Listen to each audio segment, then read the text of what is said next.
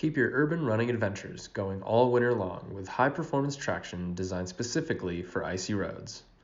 The Catula Nano Spikes footwear traction have a low-profile design that won't affect your stride while running.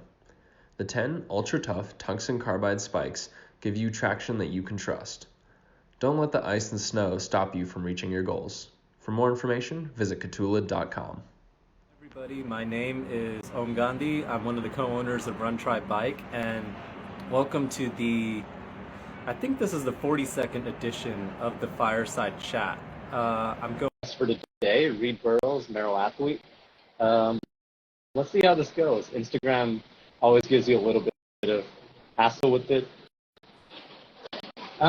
There's it looks like we got Reid. Now we just need Jason. All right. So so as I was saying, this is the 42nd edition, I believe, of the Fireside Chat. I'm starting to lose track because we've done so many of these, but we got Reid here. Now we just need to get Jason on board. All right. Okay, he's got the invites. It's really funny. Every time we do the practice live, we always have issues, but whenever we do the real one, it always just goes through like right away. All right. I've never gone live before. Yeah, it's the first live I did was like super awkward, like just thinking about like doing it and all that, but like once you realize it's just like a conversation, it just becomes a lot more fun. Right. I've also never, okay, so I'm going to try Jason again, but I've also never done like a live in 3 different countries like this, so it's just, it's super exciting. We got to keep it Yeah, fresh. exactly. All right. Let's see. Is that the invite? And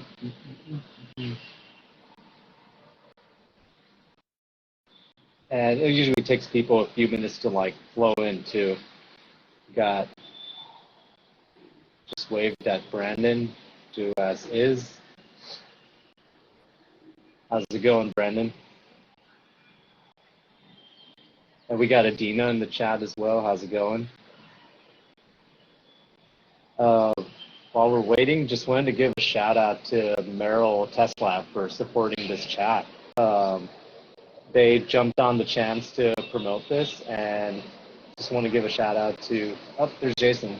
Just wanted to give a shout out to Jacinia, Ben, Kelly, Lindsay, probably missing like 100 people, but, and obviously, for those of you guys who don't know, me and, let's see, we got the request, there it is. For those of you guys who don't know, me and Reid are both Merrell US Trail athletes, along with Rachel Tomajczyk, who was also on this chat, like many eons ago. So we got co-owner Jason, who just joined us on this chat, and now I'm going to formally introduce Reid Burrows. How's it going, Reid? I'm good. I'm coming to you from Girona, Spain. Yeah. I'm not sure where you guys are right now, but I'm coming from Surat, India. Where are you coming from, Jason? I'm in Phoenix, Arizona. Yeah, we're really doing this, guys. This is amazing. It's gonna be a memory when we look back at it, but give a huge shout out to Reid for doing this at like 5 in the morning, and Jason for doing this at like like 9:30, 10 at night. Definitely past my bedtime.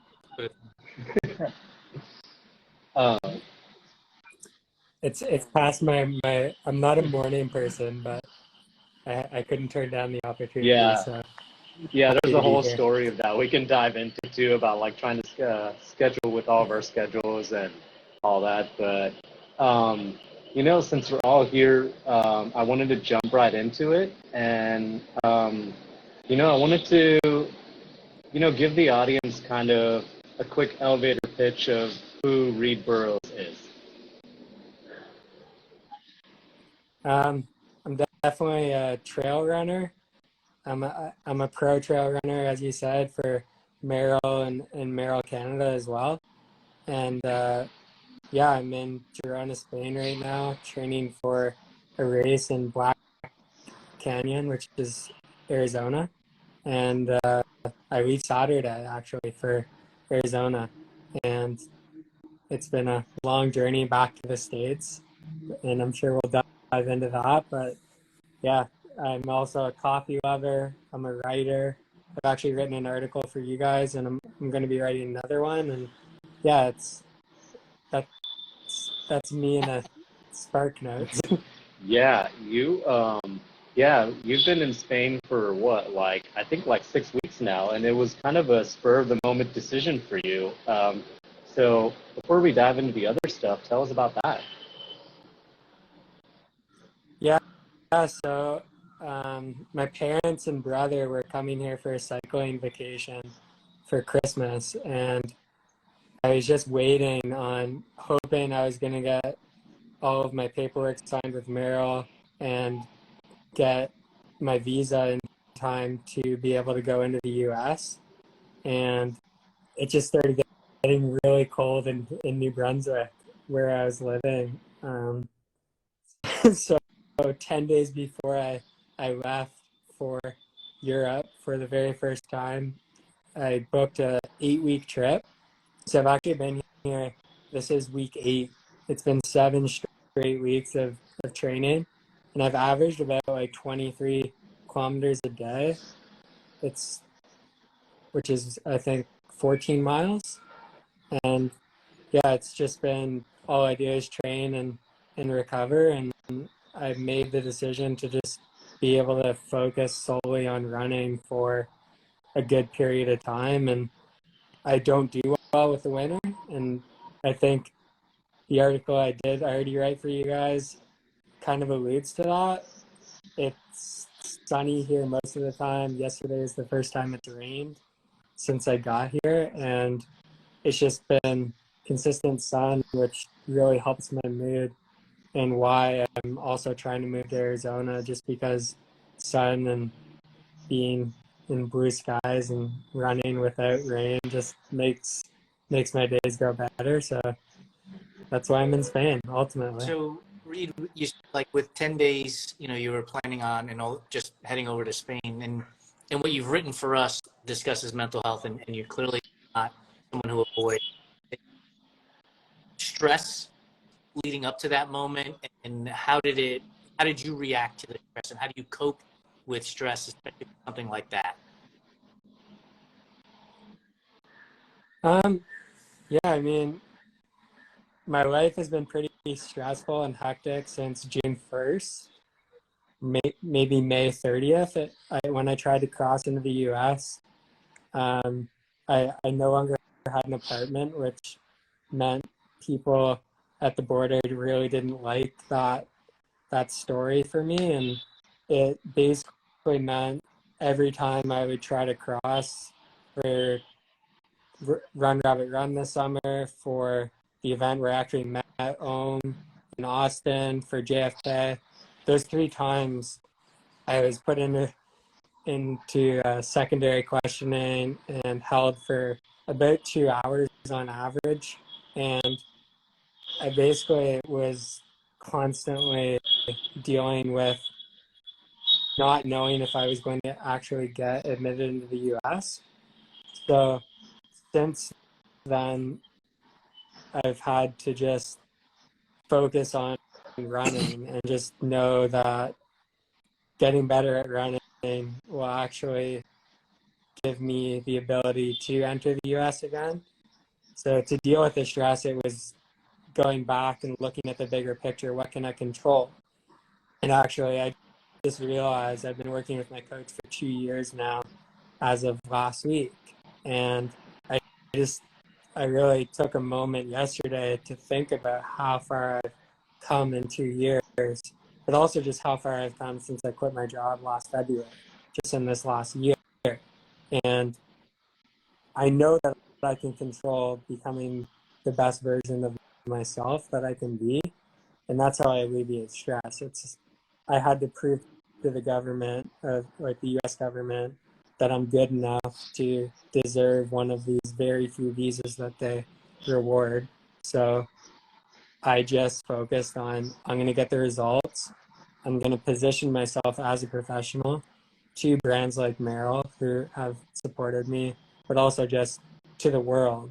Like, it's hard for me to fully say I'm a professional runner, but just embodying that to the fullest extent has just helped with the stress as much as possible. And yes, I still journal and I still do other things, but ultimately it was about what can I actually control that's just going to take away some of the stress. I commented on the post when you thanked yourself on Instagram.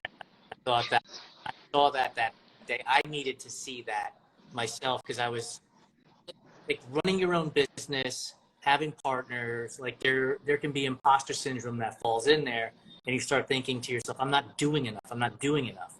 And so, post where you think, you know what, we've done good. We're in a good spot. And so when you say the things that you can control is posting publicly, right? Journaling one thing at home at private, but posting publicly like something like that, does that relieve some of the stress that you have? To say, yeah, I can control this, and so I'm going to put it out publicly. It's not so much a stress relief for me. It's also I don't ever want to just be the guy who can run fast. I think I had that problem when I was growing up doing triathlons. Every time I'd approach a sponsor or meet someone new, they'd kind of ask who I was. I'd be like, "Hey, I'm Reid. I'm a bit of a prick that wants to make the Olympics." Like, I was extremely driven. Like, I've always had passion and just I've always had a good work ethic, but I never had. I don't think I was very relatable. I more or less had the life, right? Like I had government funding. I really didn't have to do much outside of triathlon in terms of like hustling to try and make money by like coaching on the side or writing or doing other things. I was approaching sponsors and also having because it's an Olympic sport, I had funding coming in as well, and I really wasn't stressed about life.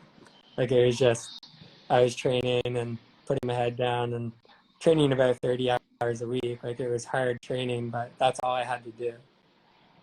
Yeah, I mean, that's incredible. I mean, the transition that you made from like that, what sounds like a totally different lifestyle that you live, to like what you're doing now. I mean, I'd actually like to dive into that progression. Like, you started with triathlon. How did that eventually lead to running and trail running and eventually ultra running? We're just going to dive right into the mental health. So basically, I got like training 30 hours a week. Who is Reid outside of this person that can't even walk to a coffee shop because he's so wrecked from how much training he's doing? And that was basically my entire, from about 14, 15, all the way to 23, I want to say. That was my entire life. So when I finally was just not having fun with the 5 a.m. swims or not 5 a.m. wake up, 6 o'clock swims, but just those cold mornings where you have to scrape off your car in the morning to go to the pool. It wasn't fun anymore for me. And I just woke up one day and I knew I didn't quit that day, but in my head I quit. And I just wasn't really sure what to do with my life. And I had a part-time job at the time, and I I think I started doing more shifts at that, and it wasn't like a great job. It was warehousing, and I eventually started exploring the trails right by my house. And the stress and uncertainty of who I was without triathlon just started to get away. Like I could make that go away. I wasn't stressed about money, and I wasn't stressed about life when I was on the trails. And it was like, whoa, this is kind of cool. And then one day I decided to run a marathon, and it made me feel even better. And then I signed up for a 100-miler because it scared me. And another thing that not too many people know, I didn't do that 100-mile. That was in 2018, and I didn't feel inspired by it or ready for it when the time came for the race, and I just didn't even show up. I just didn't feel ready. Didn't email the race director and ask for money back or anything. I was just like, whatever. Here's a donation to the trails. I will do this one day, but I'm not ready yet. And in 2019, I got into racing, which is really not that long ago in the grand scheme of things, with 2 kind of COVID interrupted years. I've only had, last year was probably my second full season of racing, just 2019 and 2022. So I'm still pretty new to the sport, but yeah, mental health basically like took me to the sport. And also I lost a lot of who I was, and trails helped me start to figure out who I was outside of triathlon. And if I'm being completely honest, I still don't fully know who I am. I'm figuring that out every day, and I think that's what life's all about, to be completely I honest. don't know that anybody can honestly say they know exactly who they are, because we haven't faced one of the things that you just said that clicked for me now with trail running and ultra running is you realize how small you are in the world when you're looking up at a mountain, and and later on, and you look down and you still realize how small you are because of how vast the view is at that moment. I think it dawned on me as you were saying that, like, this is what helps with mental clarity for me as well, is taking on the tough obstacle, realizing you're a small piece of the puzzle, and then looking out and seeing how big the puzzle is when you've conquered that mountain. And so I don't have a question. I just thank you for making that statement, because it really just broadened my thought process about that concept and what you can see from the world when you're on the trails that I don't think you can see during triathlon, right? There are not very many triathlons that you climb up, to the top of a mountain on your tri bike. Not that I know of anyway. Maybe somewhere in Europe there might be one, but not here in the States. All that aside, what did you think about when you decided not to start the race? Because a lot of people get hung up on the idea of, I did pay for it, I did tell my friends I was going to do it. Was it like a freeing thing to be like, this is just not for me, so I'm not going to do it? And backslash not doing it, that you felt like, oh, maybe I should have done it?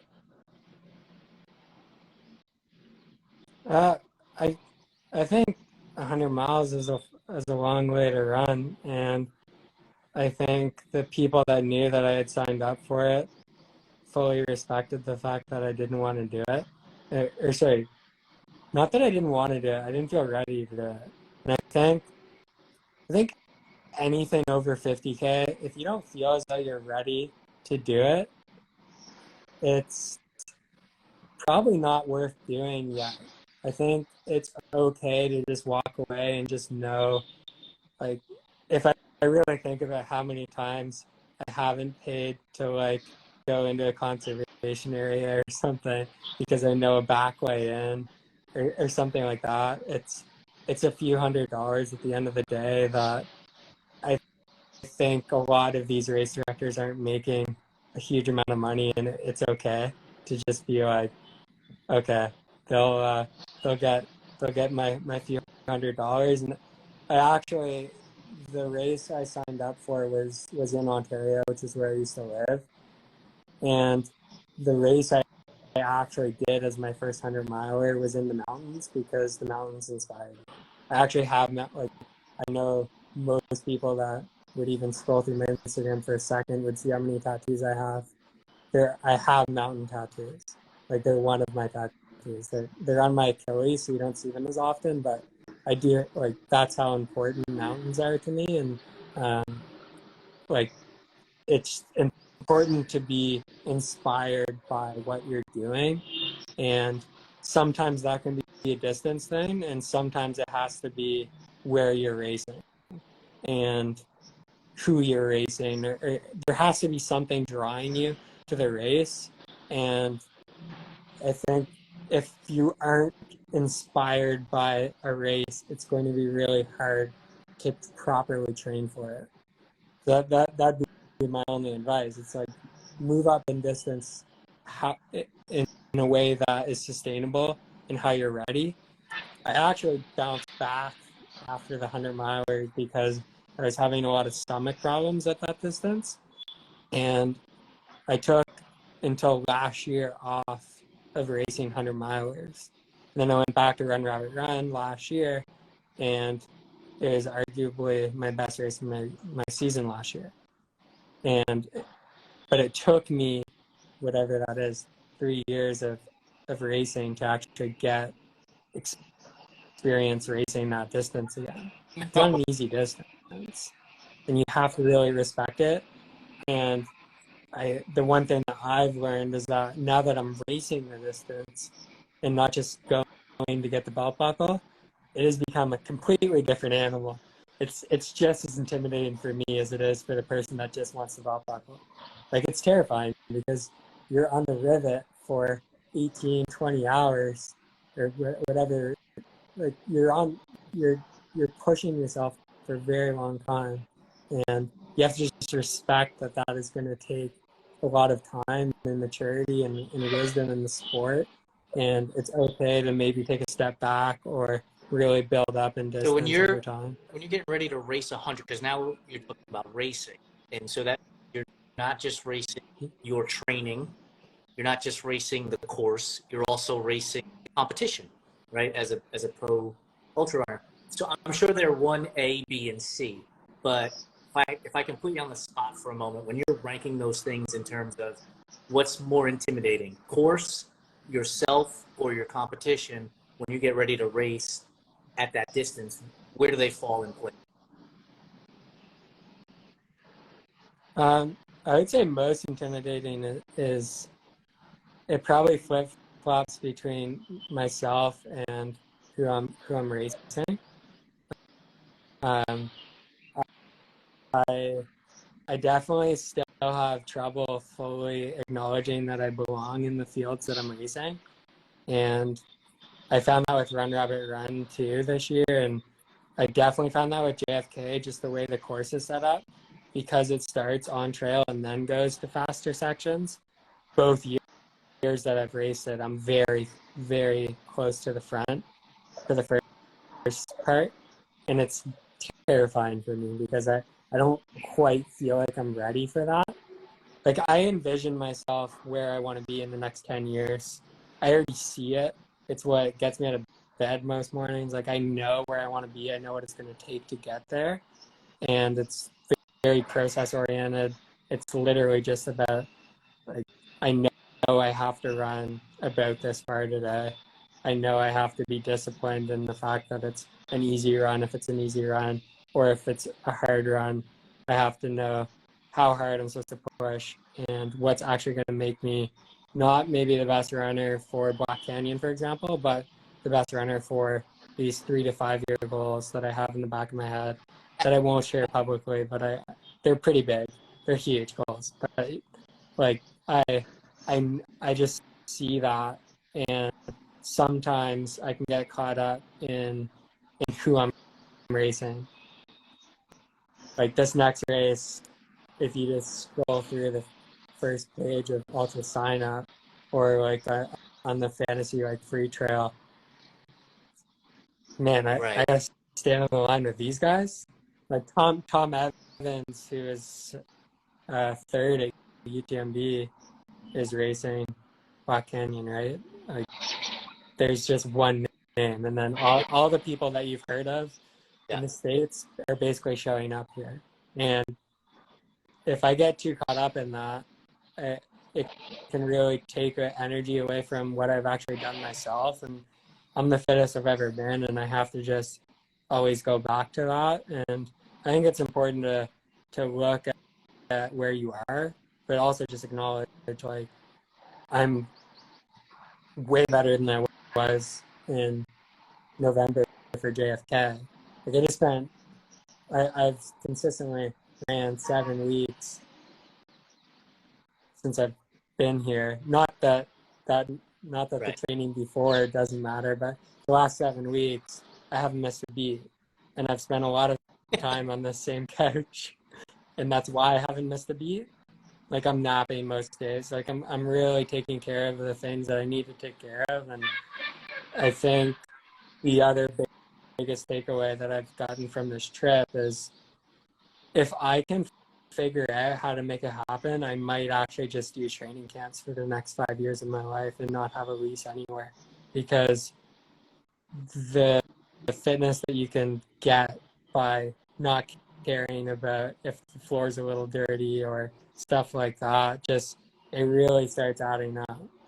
And if you can just keep on chasing those tiny little things, like, just imagine where you can be if you're taking away some of the stress of, like, when I owned a house, fixing the roof or mowing the lawn or all this stuff that just takes away from the big goal.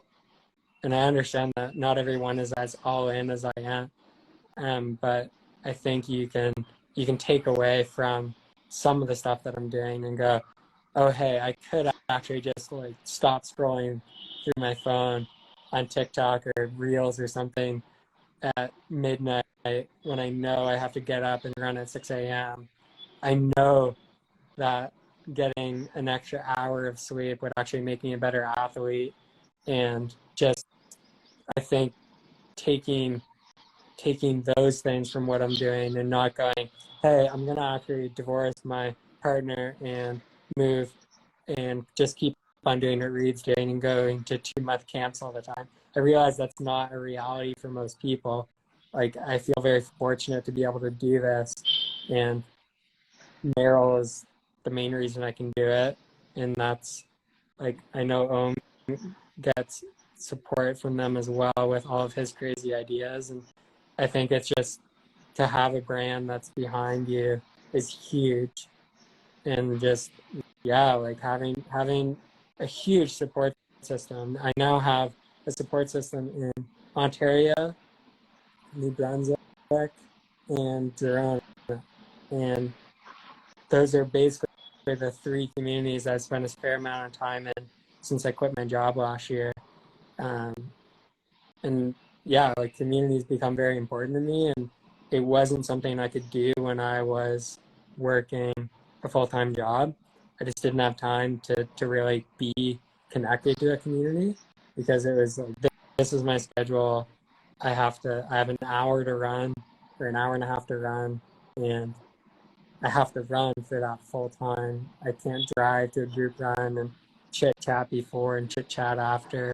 I needed to just get the work done. Whereas now I can actually be a lot more engaged with the community, and that's something that's really helped me in my races too. I'm not sure if everyone that's listening would know this, but I actually write down everyone's name that wishes me good luck before a race. And even if it's only 20 people that wish you good luck directly, when you actually write down their names, it starts to become a lot bigger than you realize. And yeah, Run Rabbit Run this year, it didn't help me a lot at JFK.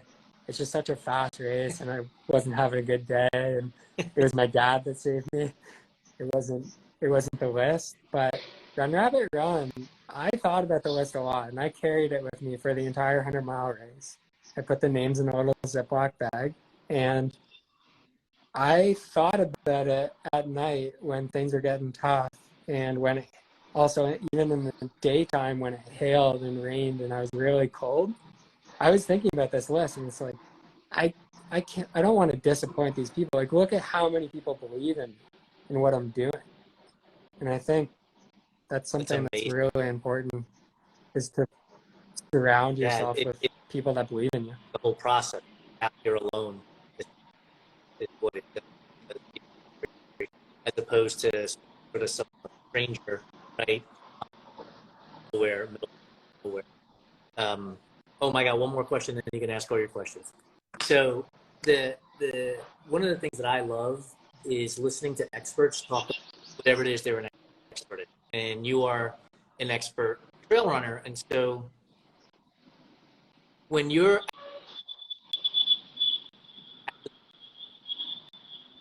of what you're going to do the race in, finish, so you have an idea of pacing and all of that stuff. What goes through your mind if the field goes out faster than you expect? And what goes through your mind if the field actually goes out slower than you expect?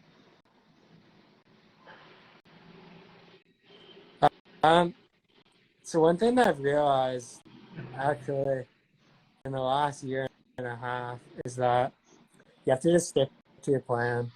And I think, like, I've heard a few podcasts where they talk about maybe on the world stage, you might have to approach things slightly different, because if someone goes out fast, sometimes you have to just go with them, even if you're not intuitively ready for that.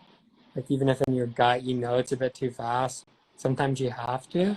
But I think for me, what I've learned is, like, I, I can get I almost a step ahead of, like, maybe I almost have the opposite of imposter syndrome. Like, maybe I'm a bit too, like, arrogant and naive with how I race still, and I go out a bit too hard, and then I'm fading. And I think the thing that makes Run Rabbit Run such a success for me last year is I just stuck to the plan, and it was so far from the perfect day. And I think a lot of people think when you come top 10 at a huge race, you had the perfect day. And man, I was throwing up still, and, like, the altitude got to me like probably 12 hours into the race. And the only reason I didn't drop out is actually fully because of my coach. Um, he he made me run an 8-hour training run as part of my training this time around, because I just didn't have a prep race that lined up well. And in that 8-hour run, I had ran like 70 some K. I think it's 72K. And that was exactly how much I had left when things started getting tough. And I was like, I've done this in training. I can't drop out. Like, why would I even consider dropping out? I've already completed this distance just on a training run in the middle of, like, a 200-kilometer week. Of course I can do this. But yeah, I mean, I think it's just important to I think it's important to listen to your gut. And I mean that in running, and I mean that in life too. But in running, if something feels like, hey, I really have to dial things back. I know I want to go with these guys, but I'm not here yet. Or these girls, like, I'm not here with like, my fitness level is not here, and maybe they're going out too hard, or maybe they've just leveled up so much, like, maybe a little faster than you. Maybe they've been training properly, or maybe the last time you raced them, they weren't having a good day and you thought they were. And I think it's just important to always be checking in with yourself and trying to just forget about what everyone else is doing. And I know it's hard to say, because I'm doing this. I want to earn money doing this. And if you think about even just knowing who I am and kind of how I put myself out there, my goals in the next 3 to 5 years are massive, right? Yeah. Which means I have to think about the competition. Because if you want to win big races, you have to think about what other people are doing. But I think it's also important to acknowledge, hey, that's a 3 to 5 year plan, and a top 10 at Black Canyon is better than being in fifth for 60K and dropping out, or walking your way to 50th or 100th place. All right, Yeah, yeah, I absolutely agree with that, and I love that you framed it into a 3 to 5 year framework. Which actually brings me to, so I have two more questions before we jump into the rapid fire.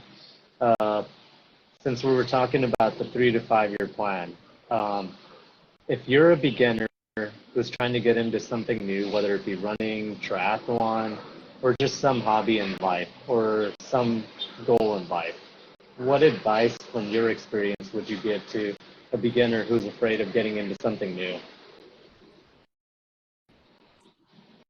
I think it's really important to break it down into the smallest step that you can like fathom. So basically, if you want to be a runner and you've never ran, start by lacing up your shoes and going outside. And if you run for a minute and then turn around and walk back into your house, you're now a runner. And I think a lot of people can't fully conceptualize that. And I think the same thing with ultra running. We overemphasize this 100-mile distance as though it's the only thing that ultra running is. And actually, if you really think about it, I think a lot of people don't even realize that there's a whole pro circuit that is like the Golden Trail Series. Some of those races are like 10K. And maybe I'm wrong. Maybe it's closer to 20K. But you know what I mean? Like this, I think everyone, when they first think of trail running, thinks that it's the David Goggins running the Moab 240 or the Courtney DeWalters that are doing these crazy things.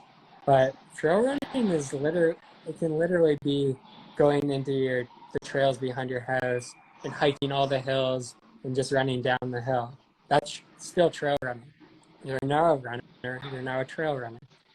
I think it's important to just go, if I have a 3 to 5 year plan and I want to become, like I want to do a 100-mile race, and at this point I've only ran 10K total, I think it's just important to go, okay, this year I want to run a half marathon on the trails. The next year I'd like to run a 50K on the trails, and then a 100K on the trails, or a 50-miler, and then the 100-miler.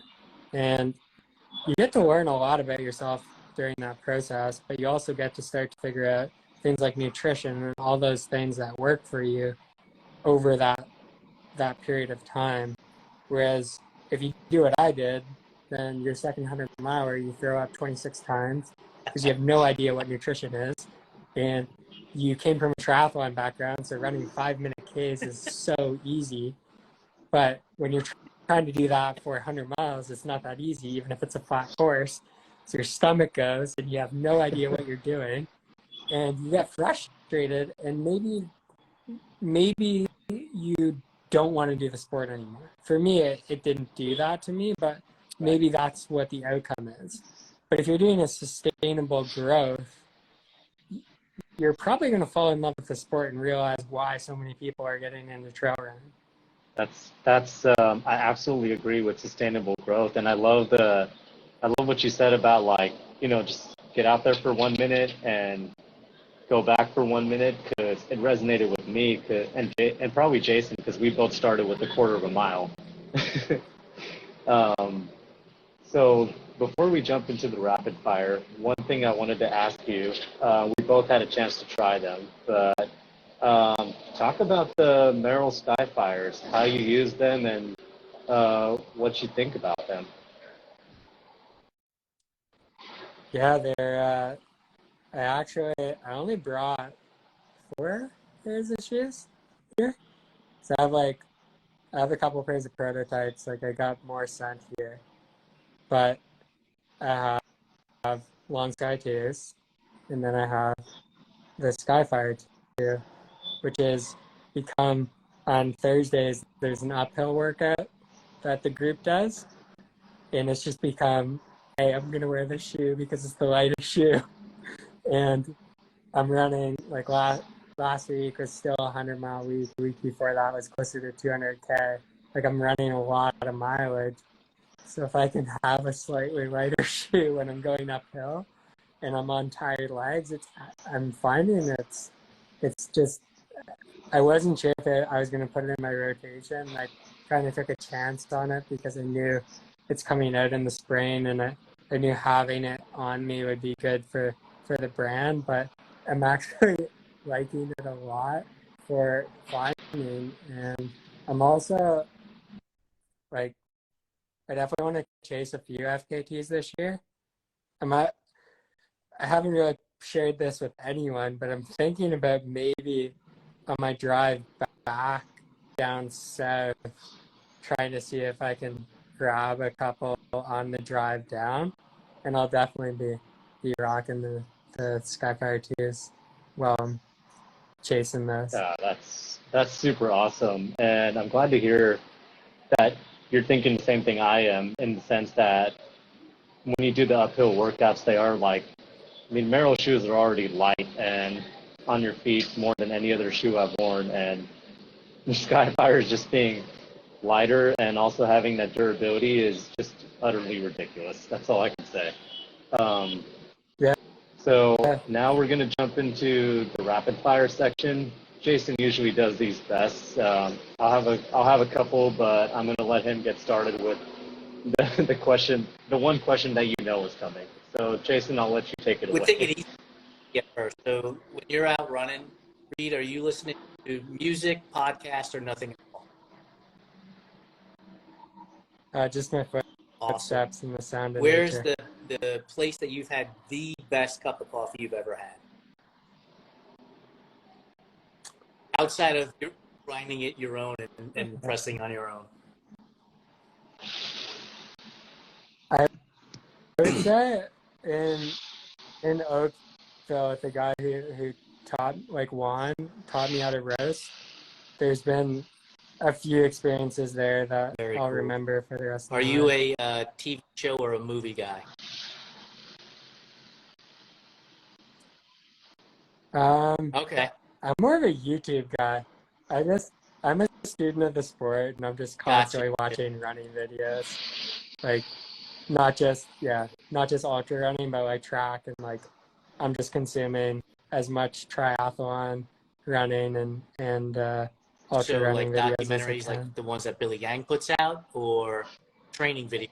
This also like a lot of training videos like Sweat Elite and like learning more about lactate testing and stuff like that. I'm just super curious. Are you what's the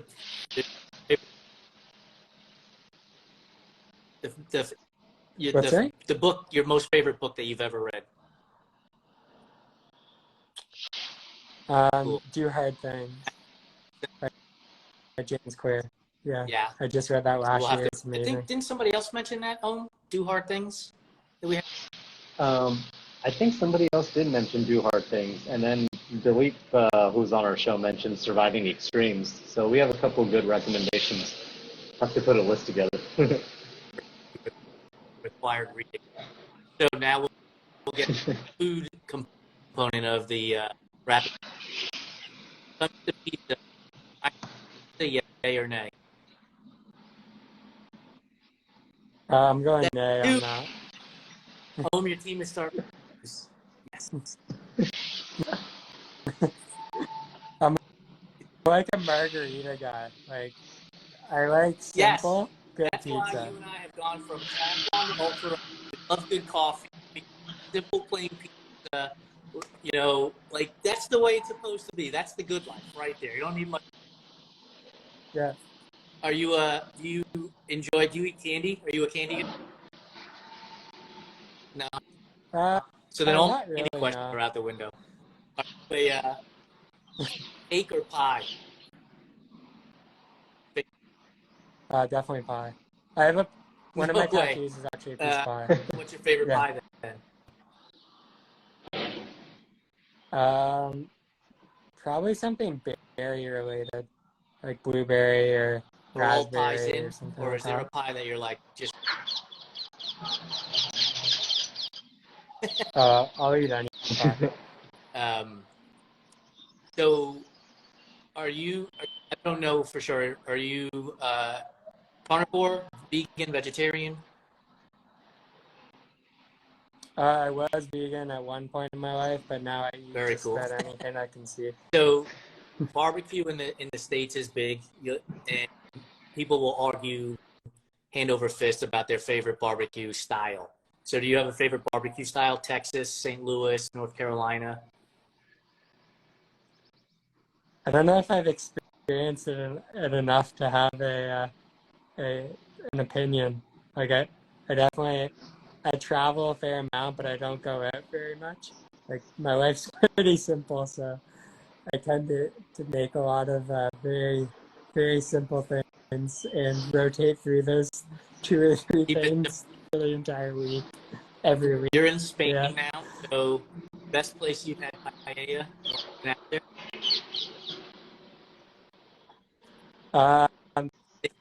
As I said, I don't really go out much. I went out for dinner for lunch twice since I've been here, and it was just because we went up to the mountains and we needed to. So I had some sort of Catalan dish the other day with some potatoes and sausage situation going on, and it was amazing. And then the other time was like smoked salmon, Awesome. and it was really, So really good. after you've had a day of running for 8 hours, what's the first thing you want to eat? I have to have this because I'm craving it. Like after a race, it's definitely a burger.